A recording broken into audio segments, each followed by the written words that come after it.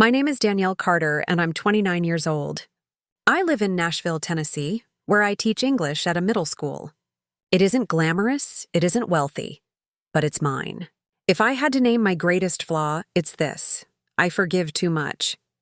I bend until I almost break, all for the hope that maybe one day, the people I love will finally see me as enough.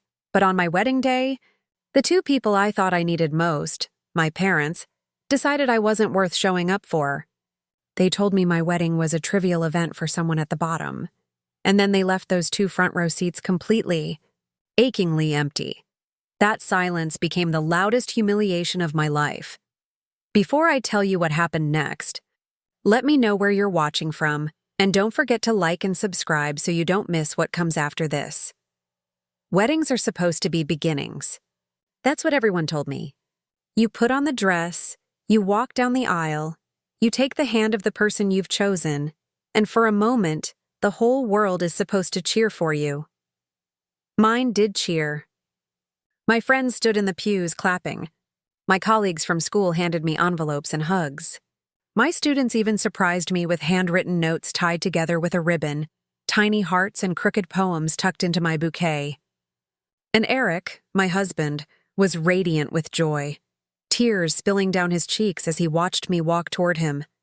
But my parents' absence, it was louder than all of that. Every time I looked out at the guests, my eyes went to those two chairs.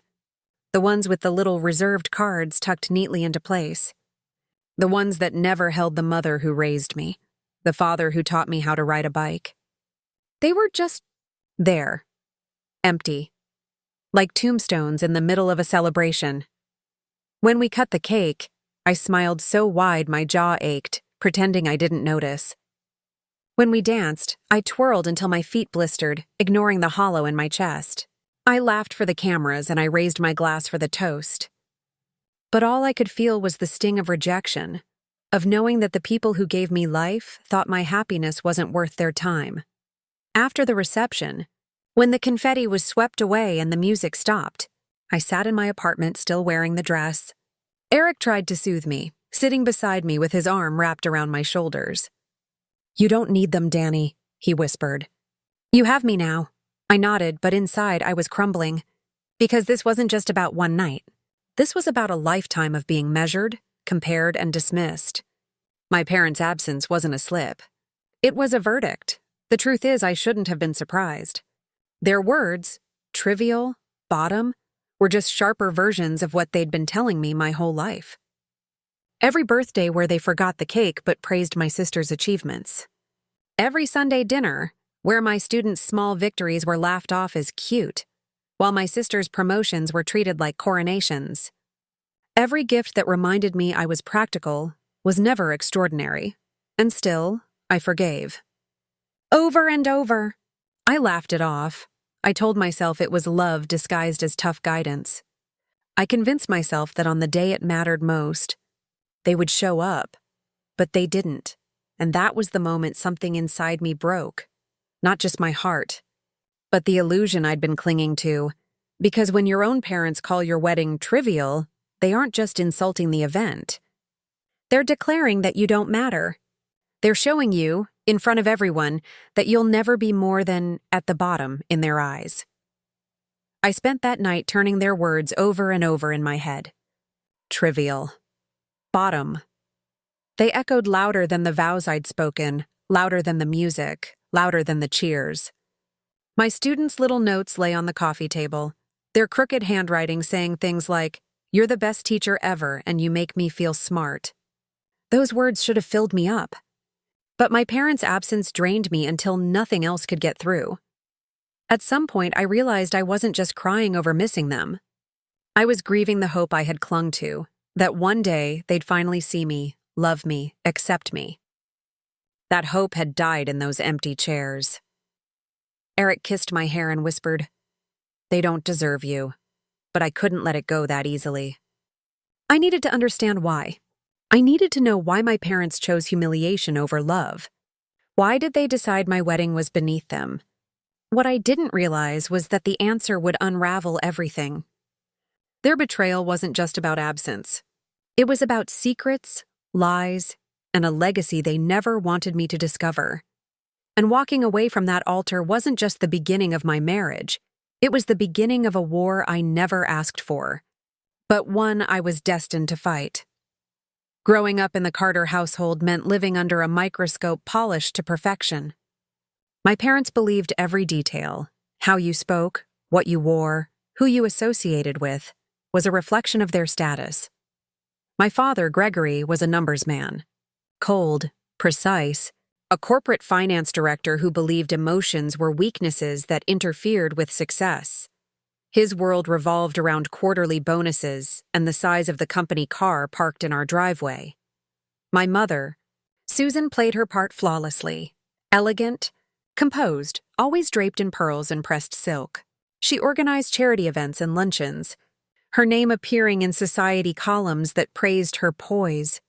Behind the smiles, though her words cut like glass. Then there was my sister, Victoria, 4 years older, Ivy League, ruthless in her ambition. She was everything they worshipped: sleek, driven, a consultant in New York who traveled constantly for important clients. When she called, my parents' voices lit up like Christmas trees. They bragged about her apartment overlooking Central Park, her designer handbags, and her unparalleled success. And then there was Danielle, the English teacher, the one who quoted Shakespeare to 8th graders, who came home with ink-stained fingers and stories about a student finally finishing her first book. The one who chose fulfillment over finance. The one they labeled at the bottom. Our family traditions exposed the hierarchy in cruel, subtle ways. Christmas mornings, Victoria unwrapped gifts that sparkled: diamond earrings, coats from Paris, plane tickets. I unwrapped sensible sweaters, gift cards, and band books I already owned. Birthdays. Victoria's 25th was a week in Europe. Mine was dinner at Olive Garden, where Dad checked his phone more than he looked at me. Sunday dinners. The dining room table gleamed with polished silver. Conversations revolved around Victoria's clients, her promotions, and her travels. When I mentioned a student who'd written a poem so moving it made me cry, Dad chuckled. "Cute, Danny. But we're talking about real accomplishments." Mom smirked. "Maybe if you'd aimed higher, you'd have more to share."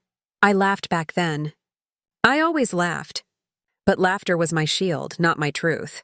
Inside, their words sliced me thin. Eric noticed it before I admitted it to myself. "They don't see you, Danny," he whispered one night after a tense dinner. "They see what you're not." I shook my head. "They love me. They're just tough." He kissed my hand, eyes steady. "Love doesn't make you feel small." I wanted to believe him. "But blood has a way of blinding you." Even before the wedding, the cracks widened.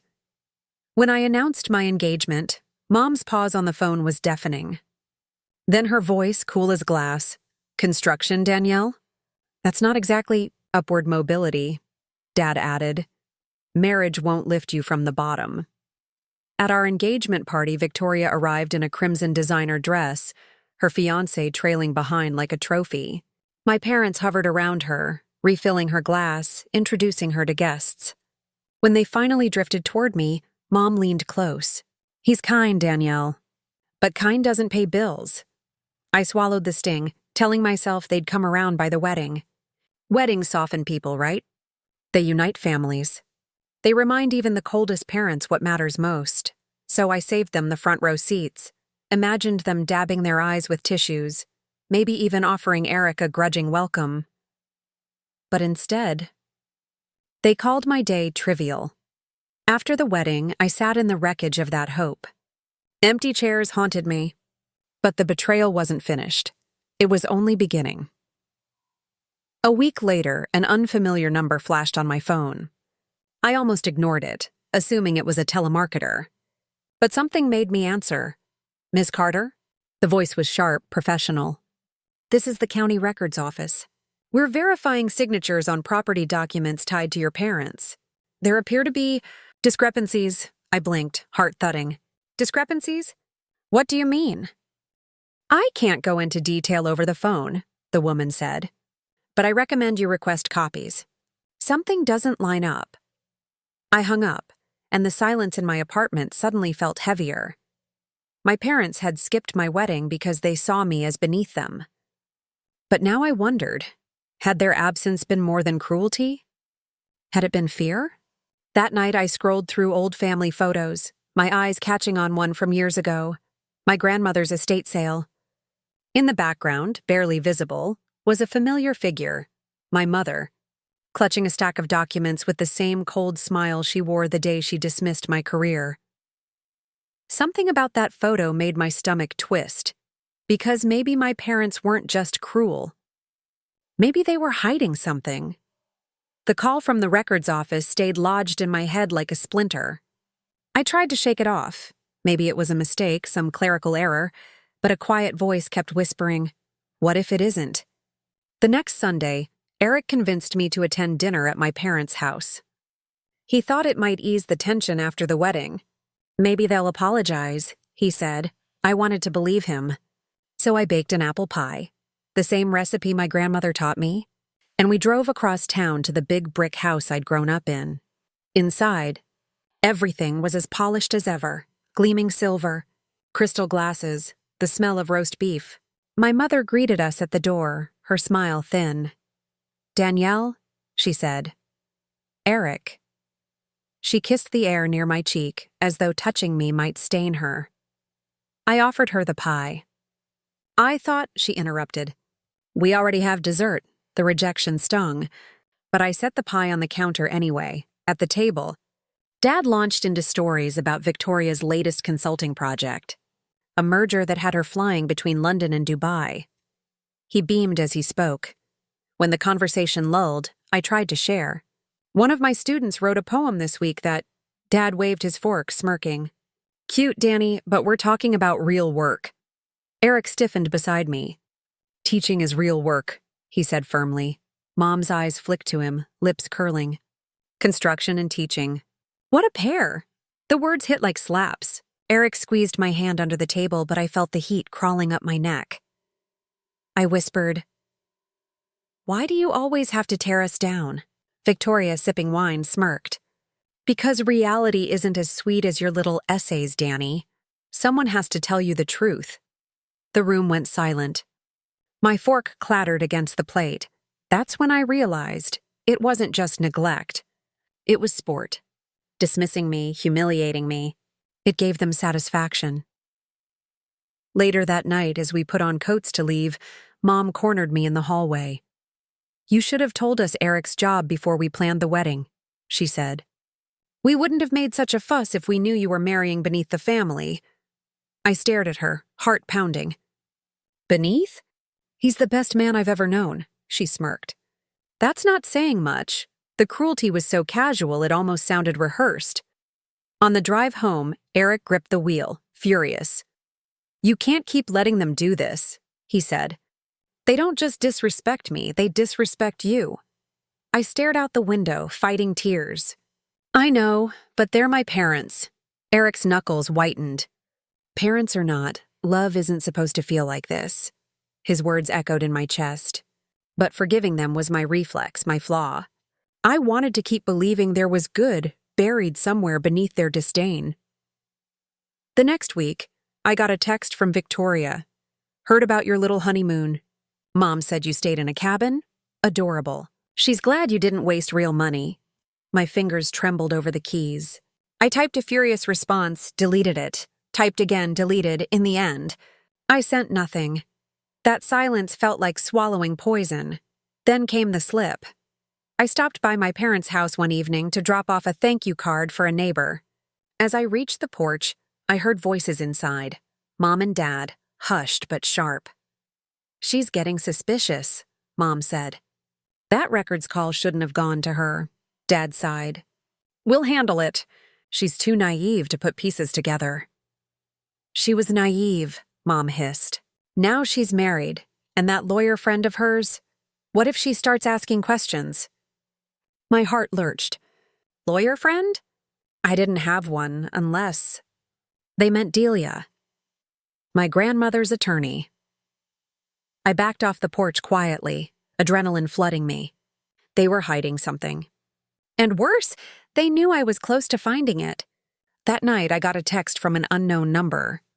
Just 5 words, "Stop digging, Danielle." Last warning, I dropped the phone, my pulse hammering. Someone was watching me, and suddenly my parents' cruelty didn't feel like the whole story anymore. It felt like a cover, the text, "Stop digging, Danielle." Last warning buzzed in my brain for days. I tried to shake it off, but every time I closed my eyes, I saw it glowing against the dark. I wanted to believe it was a prank. Maybe Victoria being cruel as usual. Maybe a wrong number. But deep down I knew. My parents were hiding something, and they were desperate to keep it hidden. A week later, I found out just how far they would go. It started with a call from the county records office, the same woman as before. "Ms. Carter," she said, "I need to confirm something odd. Property transfers in your parents' names. One of them is yours." My chest tightened. "Mine?" "Yes, a deed signed over by your late grandmother. The handwriting looks inconsistent. You might want to come see for yourself." I drove there the next morning, heart pounding. The clerk slid a folder across the counter. Inside were deeds, signatures, and notarized seals. One line froze me. "Danielle Carter, beneficiary." Except the signature wasn't mine. It was my mother's, forged. I gripped the folder, my pulse hammering. My grandmother had left me something, a house maybe, or land, and my parents had signed it away, burying it under their names. It wasn't just cruelty anymore. It was theft. That evening I confronted them. Eric begged me not to go alone, but I couldn't wait. I needed answers. I walked into their dining room, the same table where they'd dismissed me 100 times before. My mother sat sipping wine, my father scrolling his phone. Victoria was perched elegantly across from them, like she owned the room. I dropped the folder onto the table. "Explain this." Dad barely glanced up. "Where did you get that?" "From the records office," I snapped. "Grandma left me property, and you forged my name to take it." Victoria laughed softly. "Don't be dramatic, Danny." My voice shook with fury. "This is fraud. It's illegal." Mom set down her glass, her smile icy. "It's family business. Don't use ugly words. Family business," I whispered. "You stole from me." Dad leaned back, sighing. "You wouldn't know what to do with property like that. We put it to better use." Eric, standing behind me, finally spoke. "Better use? Or lining your pockets?" My father's eyes snapped up. "You stay out of this. You don't belong in this family's affairs." Eric's jaw clenched, but he stayed quiet. I turned to my mother. "Why didn't you tell me? Why did you erase me?" She smirked. "Because, Danielle, you've always been at the bottom. You don't deserve to inherit what you can't manage." Her words hit like a knife twisting in my chest. "All my life," I whispered, "I've been begging for your approval, and you've been laughing at me behind my back." Victoria tilted her head, eyes cold. "Not behind your back. To your face. You just never wanted to hear it." My knees almost buckled. The betrayal wasn't subtle anymore. It was laid bare, deliberate, venomous. I gathered the folder and turned to leave, but Dad's voice stopped me. "Be smart, Danielle," he said. "If you push this, you'll regret it." I spun back, trembling. "Are you threatening me?" He smiled thinly. "I'm advising you. Family problems stay in the family. If you make noise, you'll destroy yourself faster than us." Mom raised her glass in agreement, her eyes glittering. "Consider this your warning. Walk away, Danielle. For your own good." Eric pulled me toward the door, his hand steady on my back. But as we stepped outside, I heard Victoria murmur to my parents, "She's too weak. She'll break before she fights." On the ride home, I broke. Tears spilled hot down my cheeks, shame and rage colliding. "They'll never see me as anything," I whispered. "Not a teacher, not a wife, not even a daughter." "I'm nothing to them." Eric pulled over, gripping my hands. "No, you are everything. They're wrong." "But Danny," his voice hardened. "If you want to fight them, you can't do it half-heartedly. You'll need to be stronger than you've ever been." I stared at him through tears. For years I had forgiven, excused, swallowed. But now? Now forgiveness felt like poison. I wasn't sure how, but I knew one thing. I wouldn't let them win. That night, as I tried to sleep, My phone buzzed again. Another text from an unknown number. Next step, and you're finished. My hands shook.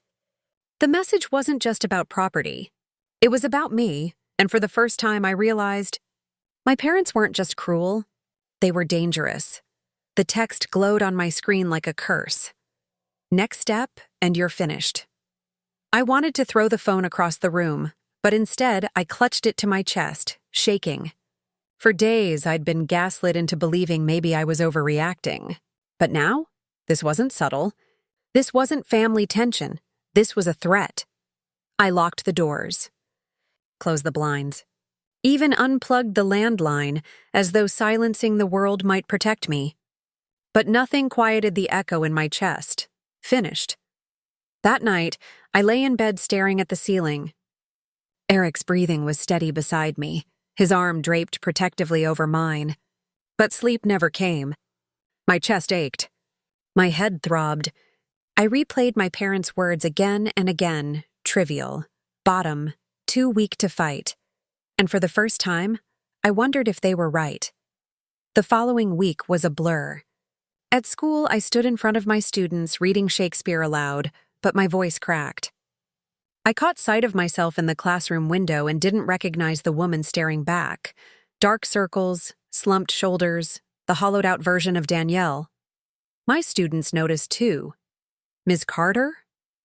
One whispered, "Are you okay?" I forced a smile, blinking back tears. Of course. Just tired, but inside I wasn't tired. I was empty. At home, I drifted from room to room, untouched dishes piling in the sink.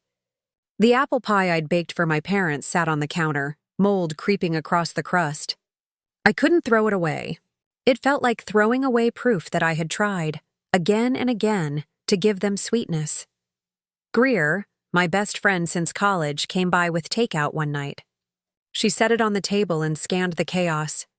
"Danny," she whispered, "this isn't you." I laughed bitterly. Maybe it is. Maybe this is who I've always been. Weak, bottom of the barrel, nothing. She gripped my shoulders, her voice shaking. "Don't you dare believe them. You light up classrooms. You build futures for those kids. You fight for people who don't believe in themselves. That's not nothing." Her words cracked something inside me. Tears spilled hot, messy, unstoppable. I sank into her arms, sobbing. Then why doesn't my own family see it? She held me tighter. Because they're blind. And maybe they want you to be blind too. After she left, I sat alone at my desk, staring at the folder from the records office. The forged signature, the stolen property, the lies, they pulsed on the page like open wounds. For years I had laughed off their cruelty. Excused it. Forgiven it. But now, staring at the proof, I realized forgiveness wasn't strength. It was a surrender, and I was done surrendering. The breaking point came 3 days later. I was walking to my car after school when I noticed the tires. Slashed. All 4. A note tucked under the windshield. "Stay quiet." My knees buckled. I dropped my bag on the asphalt, tears burning my eyes. I wasn't imagining it. I wasn't paranoid. My parents weren't just trying to silence me with words. They were willing to scare me into submission. For a long moment, I stood there, shaking, staring at the ruined tires.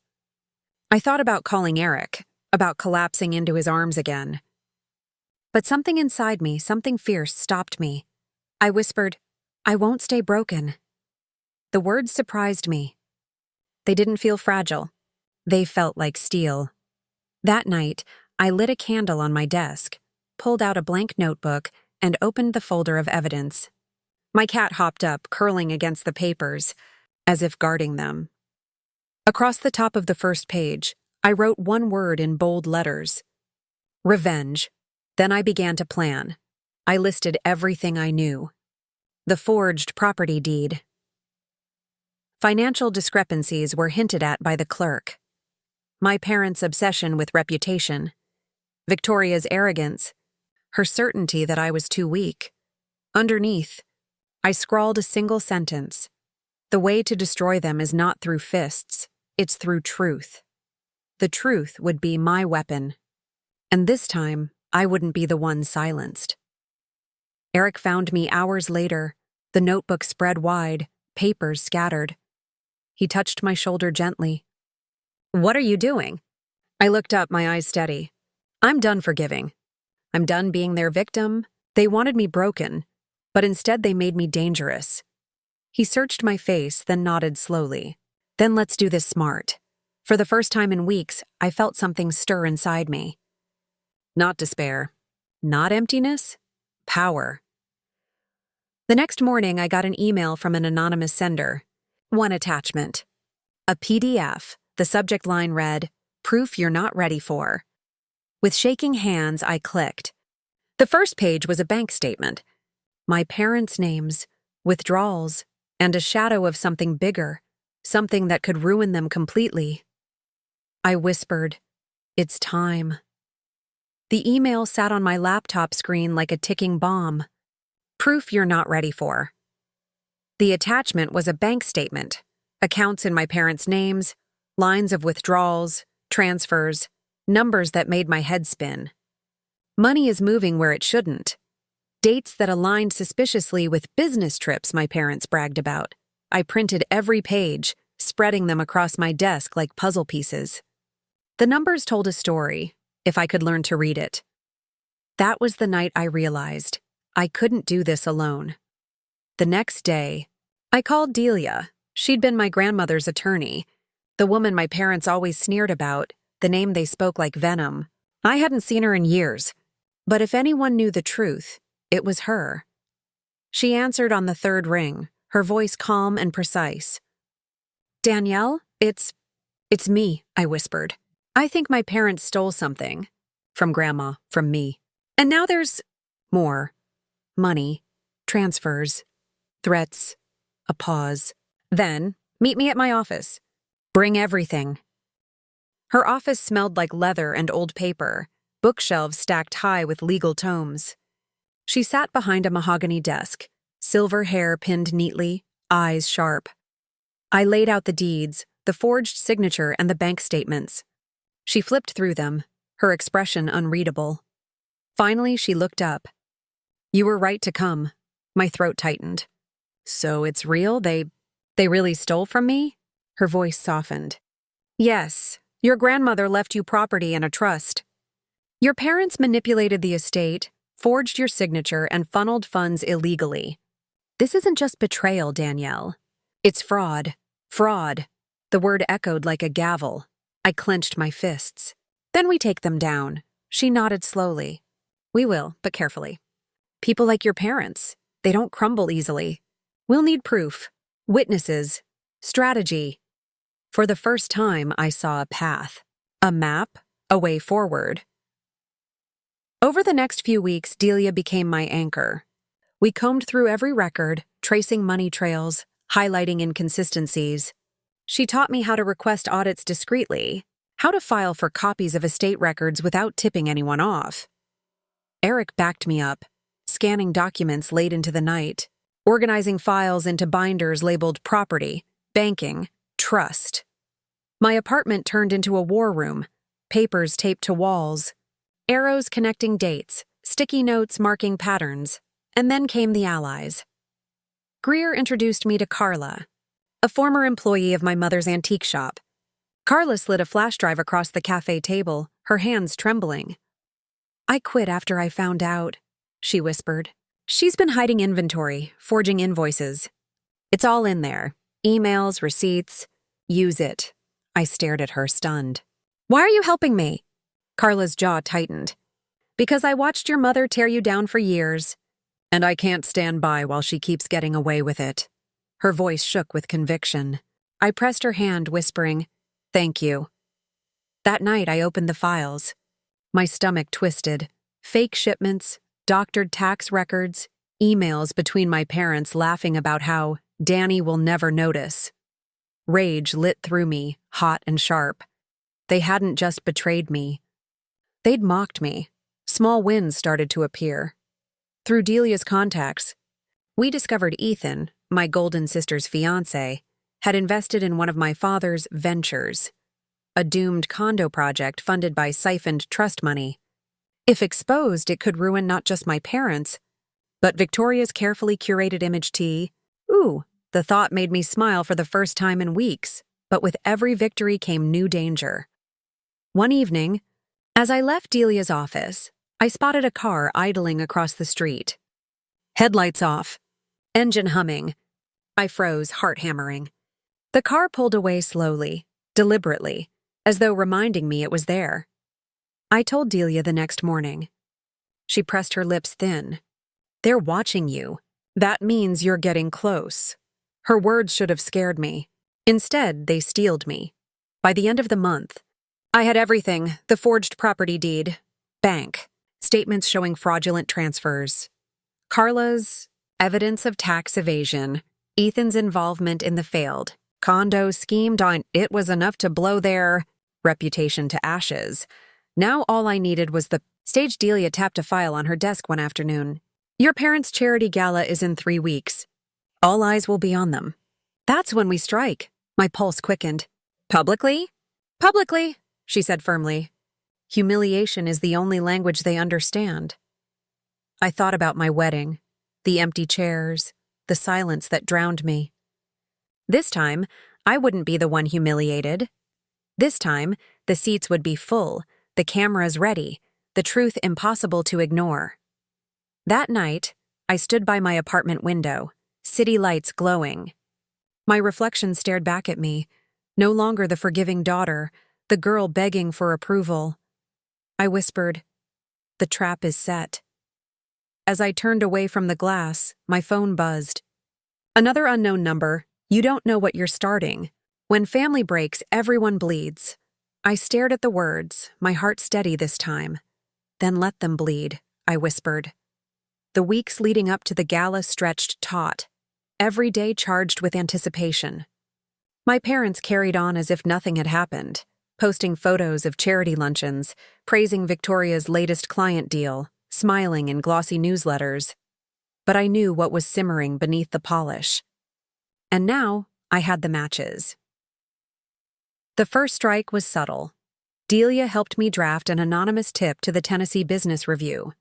Attached were a handful of Carla's files, fabricated invoices, suspicious tax filings. Nothing that directly pointed to me, just enough to raise questions. 2 days later, the article appeared online. "Antique shop under scrutiny for financial irregularities." It wasn't front-page news, but it was enough. Neighbors whispered. Customers hesitated. Mom's carefully curated reputation as Nashville's gracious hostess cracked. That night, my phone buzzed. "Mom, what did you do?" I stared at the message, smiling. For once, I didn't reply. Silence had been my shield for years, but now it was my weapon. The next move was Ethan. Through Delia's contacts, I slipped copies of his condo investment documents to one of his partners. Within 48 hours, Ethan's name was scrubbed from the project website. His calls, according to Delia, were going unanswered. He showed up at my apartment 2 nights later, pounding on the door. "Open up!" he shouted. Eric stood at my side, arms folded, as I cracked the door just enough to see Ethan's face. Red, desperate. "You're ruining me," he spat. "Do you even know what you've done?" I met his glare, my voice calm. "I've barely started." His jaw tightened. He wanted to argue, but something in my steady gaze unnerved him. He muttered a curse and stormed off, tires screeching as he peeled away. I leaned against the door, breath trembling, but a flicker of satisfaction warmed my chest. For once, I had left him shaken. The sweetest win came by accident. I was in my classroom one afternoon, grading papers when the principal walked in holding a folded newspaper. "Miss Carter," she said. "You've been in the news." My heart lurched. Had they connected me to the article? But when she handed it over, I saw my name in bold letters, not in scandal, but in praise. Local teacher helps expose fraud at prominent antique shop. The article credited a community source, but included a sidebar about my years of service, my students' successes, and even a quote from one parent. "She changes lives every day." That's real value. Tears stung my eyes. For years, my parents told me I was at the bottom. But here was proof, public proof, that my work mattered. That evening, Eric hugged me, pride shining in his eyes. See? The world sees you, Danny, even if your family never will. For the first time, I believed him, but my parents weren't blind to the cracks. At the next Sunday dinner, I went with Eric just to watch them squirm. The tension at the table was palpable. Mom's smile was brittle, Dad's jaw clenched, and Victoria fidgeted with her wine glass. Finally, Mom spoke. "You think you're clever, but you're only embarrassing yourself." I tilted my head. "Funny. Seems like the embarrassment is yours." Her eyes narrowed. Dad slammed his hand against the table. "This stops now, Danielle. Whatever you think you found, bury it." Eric leaned forward, calm but firm. "You can't threaten her anymore. She's stronger than you think." Victoria snorted. "Please, Danny's been weak her whole life. She'll fold." I leaned back in my chair, smiling faintly. "That's what you said last time. Yet here I am. Their faces told me everything. The winds were small, but they were rattling." The night before the gala, Delia and I sat in her office, binders spread across the desk. "You've tested the waters," she said. "They're off balance. Tomorrow we break them." My chest tightened. "Are you sure I'm ready?" Her eyes softened. "You've been ready since the day they left those chairs empty." I thought of my wedding, of the silence that screamed louder than vows. And I realized she was right. The next morning, as I zipped my dress and prepared to leave for the gala, my phone buzzed with a voicemail. I pressed play. Ethan's voice crackled through, slurred and venomous. "If Mom doesn't stop you, I will. Permanently." My blood ran cold. This wasn't just about humiliation anymore. It was about survival. The gala glittered like a crown jewel in my mother's empire. Every year, she rented the grand ballroom at the Nashville Heritage Hotel, chandeliers dripping crystal, champagne flowing, photographers snapping photos for the society pages. It was her night to shine, to remind the city of the Carter name's prestige. This year, I intended to burn it all down. Eric adjusted my shawl as we stepped into the ballroom. My dress wasn't designer, but it was bold. Deep crimson, the color of battle. Delia trailed beside us, her leather portfolio clutched tight. The moment I walked in, conversations faltered. My mother froze on the far side of the room, champagne glass in hand, smile flickering. My father's jaw tightened. Victoria's lips curled into a smirk. "Danielle?" Mom said as she approached, her pearls gleaming under the lights. "What a surprise." I smiled, calm. "Wouldn't miss it." Her eyes darted to Delia, then back to me. "This is our event. Don't embarrass yourself." "Oh, I won't," I whispered. "But you might." The evening unfolded with practiced elegance. String quartet, waiters with silver trays, speeches from donors. My parents floated from group to group, their laughter brittle but convincing. When it was my mother's turn to speak, she glided to the stage, voice smooth as silk. "Tonight we gather," she began, "to celebrate generosity, legacy, and the Carter family tradition of giving back." The applause swelled. Cameras flashed. For a moment, she was winning. Then I stepped forward. "Excuse me," I said, my voice carrying across the room as I mounted the stage. The microphone squealed. Gasps rippled through the audience. My mother froze, color draining from her face. "Danielle, I have a story to share," I cut in. "It's about family, about trust, and about betrayal." A murmur swept through the crowd. I pulled a folder from Delia's hands, flipping it open. For years, my parents built this image of success, of charity, of honor. But behind the facade? Lies, fraud, theft. I held up the deed, the forged signature glinting under the lights. "This is my grandmother's property." She left it to me. My parents forged my name and stole it.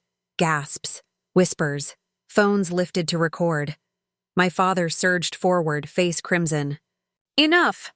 he shouted. "Turn off that mic!" But I pressed play on my phone. Ethan's voicemail echoed through the speakers. "If Mom doesn't stop you, I will. Permanently." The room went silent, horrified. I laid out the bank statements next. Fraudulent transfers, stolen funds, tax evasion, all while sitting here pretending to be role models. Victoria shouted. "She's lying. She's jealous." Delia stepped up, her voice cutting through the chaos. Every document has been filed with the authorities. What you're seeing is only the beginning. The crowd erupted, guests murmuring, reporters scribbling, phones recording every second. My mother's hand trembled as she gripped the podium, her mass crumbling. "Danielle," she hissed, "you don't know what you've done." "Oh, I know exactly," I whispered back. "I gave you the same humiliation you gave me? Except mine is the truth." Security moved in as my father tried to snatch the papers, but Delia held firm, flashing her attorney's badge. The officers escorted my parents toward the exit, their protests drowned by the roar of the crowd. Guests pulled away, whispers trailing like knives. Fraud. Forged. Threats. Victoria stormed off in tears, Ethan slinking behind her, pale and trembling. And me? I stood at the podium, scar from my surgery visible under the lights. My hands steady for the first time in years. I wasn't at the bottom, I was on top of the truth. When the dust settled, reporters swarmed. "Ms. Carter, is it true your parents stole from you? Do you have more evidence? What happens next?" I smiled faintly, my voice calm. "The truth happens next." Eric's hand found mine as Delia guided us out. The flashbulbs burned, but they didn't blind me. Not anymore. That night, back at my apartment, I poured a glass of water, my hands still buzzing with adrenaline. My phone vibrated. A new message, no name. Just 3 words. Blood doesn't forget. My heart pounded. The gala was over. The truth was out. But the war with my family had only begun. The morning after the gala, Nashville buzzed like a hornet's nest. News sites lit up with headlines, "Charity Gala Shattered by Fraud Allegations," "Prominent Carter Family Under Investigation," "Daughter Exposes Parents," "Secret Scandals Live on Stage." The photos made me look braver than I felt, standing at the podium, documents raised in my hands, my scar visible under the lights. I didn't look like the timid, forgiving daughter I had always been. I looked like someone who had drawn blood. Eric set a mug of coffee in front of me as I scrolled through the coverage. "They can't come back from this," he said. I wanted to believe him. But then my phone buzzed with another anonymous message. "You've started something you can't stop." I shoved it face down on the counter. My parents weren't done. Not yet. The legal fallout came fast. Delia had filed everything beforehand, so investigators already had a paper trail. Within a week, subpoenas were issued. My parents' antique shop was shut down pending an audit. My father was placed on leave at his firm. Victoria's fiancé backed out of their engagement quietly, though not before his family's lawyer demanded repayment of investments tied to the condo scheme. Their empire, built on polish and performance, collapsed almost overnight, but the personal fallout cut deepest. Neighbors who once fawned over my mother now crossed the street to avoid her. The charity groups she'd chaired suspended her indefinitely. My father's colleagues refused to return calls. For a family obsessed with status, being shunned socially was almost worse than the legal battle. And me? I became the daughter who spoke up. Reporters called for interviews. My inbox flooded with strangers thanking me for my courage, my students' parents dropping off cookies and handwritten notes. For once I was seen not as at the bottom, but as strong. Yet when I lay awake at night, staring at the ceiling, the question haunted me. Had I gone too far? One evening, as I walked out of my classroom, Ethan was waiting by my car. His suit was wrinkled, his hair unkempt, his eyes bloodshot. "Danielle," he said, "please, stop this." I froze. "You threatened me." On voicemail, he flinched. I was drunk. I didn't mean it. "But Mom, she's unraveling. She doesn't eat, doesn't sleep. She says you've destroyed her." Anger flared in my chest. "She destroyed herself when she stole from me." He stepped closer, desperation in his eyes. "You don't understand. If she goes down, Dad goes down. And if Dad goes down, we all do." "You've ruined the family," I whispered. "No, Ethan. They ruined themselves." I just told the truth. For a moment, I thought he'd hit me. His fists clenched, his face twisted. But then his shoulders slumped. He turned and walked away, muttering, "You'll regret this." I sank into my car seat, hands trembling. They weren't just broken, they were dangerous. Delia was my lifeline. We sat in her office late at night, papers stacked high, the glow of her lamp steady. "You did what needed to be done," she said. "Don't second-guess it now." I rubbed my temples. "But they're still my parents. Does that ever stop mattering?" Her eyes softened. "Family isn't blood, Danielle. Family is who shows up for you, who stands beside you when the world tilts. By that definition, you already know who your real family is." I thought of Eric's steady hand, Greer's comforting arms, and my students' crooked notes. And for the first time, I began to believe her. The days blurred into hearings and statements, my parents' names dragged through the mud.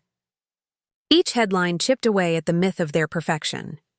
Each news segment replayed the gala meltdown. But late at night, alone with my thoughts, I still felt that lingering ache. Because revenge may fill the air with fire, but when the flames die down, you're left with ash. I missed what I had always wanted, the parents I'd hoped for, the ones who never really existed. One morning as I left my apartment, I found an envelope taped to my door. No stamp, no address. Inside was a single photograph. It showed me at the gala, documents in hand, face fierce, on the back in thick black ink. Blood doesn't forget. My hands shook, but this time I didn't cry. I slipped the photo back into the envelope, whispered, "Neither do I." The photo sat on my desk for days. Blood doesn't forget. Once those words would have broken me. They would have sent me spiraling into doubt, wondering if maybe I had gone too far. But now, they felt like confirmation. My parents were afraid. They knew the truth was stronger than their lies, and for the first time, I didn't fear them. The legal process dragged on. Investigators combed through accounts, subpoenaed documents, and froze assets. My parents' antique shop never reopened. My father's firm distanced itself publicly, citing ethical concerns. My sister Victoria vanished from social media, and her engagement quietly dissolved. Everywhere I went, people whispered, not about me being at the bottom, but about how the Carters had fallen. At school, my students beamed with pride. One shy 8th grader whispered, "Ms. Carter, you're famous." I laughed, shaking my head. Not famous, just honest. But inside I knew it was more than honesty. It was survival. The hardest part wasn't watching them fall. It was realizing I no longer needed them. For years, I had bent myself into knots, begging for crumbs of approval. I had measured myself by their impossible standards, convinced I would always be less. But the truth was simple. I wasn't less. I had always been more resilient, more honest, more human, and when they abandoned me on my wedding day, they didn't just reveal their cruelty. They freed me. One evening, Eric and I sat on our porch, fireflies glowing in the Tennessee dusk. He held my hand, thumb brushing my scar. "You did it," he whispered. "You stood up to them." I leaned against his shoulder. I thought it would feel like victory. But really it just feels like peace. He kissed my hair. "That's what revenge really is, Danny. Not just making them pay, but finally being free." I closed my eyes, breathing in the warm night air. For the first time in years, my chest felt light. I don't know if my parents will ever forgive me. I don't know if I'll ever forgive them. Maybe forgiveness doesn't matter. What matters is that I am no longer their victim. I am their reckoning. If this story touched you, please like and subscribe. Tell me, would you forgive betrayal like this or walk away forever? I'd love to hear.